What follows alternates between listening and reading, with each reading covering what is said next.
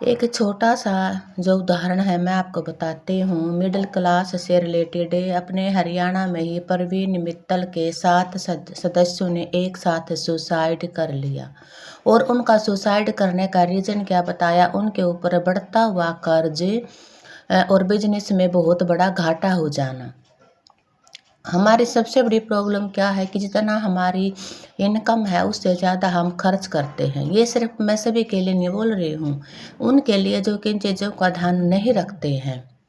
हुआ क्या कि उनके बिजनेस में घाटा हुआ और उस व्यक्ति को, जो प्रवीण मित्तल हैं, कोई भी दूसरा साधन या रास्ता उसे दिखाई नहीं दिया, तो उसने अपने माता पिता के साथ साथ अपने बच्चों को भी जहर खिला दिया और खुद भी खा लिया।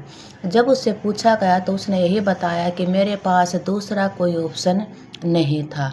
उन बच्चों को जिसने उसने छोटे छोटे बच्चों को प्यार से पाला है, बड़ा वो कर रहा था, उन्हीं को अपने हाथों से उसे जहर देना पड़ा और उस माता पिता को भी जिसने कि उसे जन्म दिया था।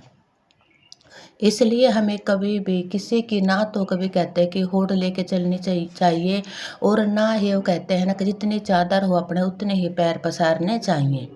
अपने जितनी इनकम है उसी के हिसाब से खर्च करेंगे तो इतनी बड़ी प्रॉब्लम है वो नहीं आएगी।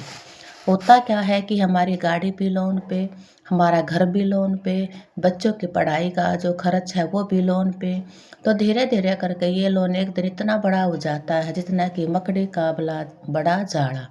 जैसे मकड़ी उस जाड़े में फंस जाती है उसी तरीके से इतना बड़ा पहाड़ बन जाता है जिसके नीचे पूरा परिवार खत्म हो जाता है। जैसे कि अपने परिवार प्रवीण मित्तल का परिवार खत्म हुआ।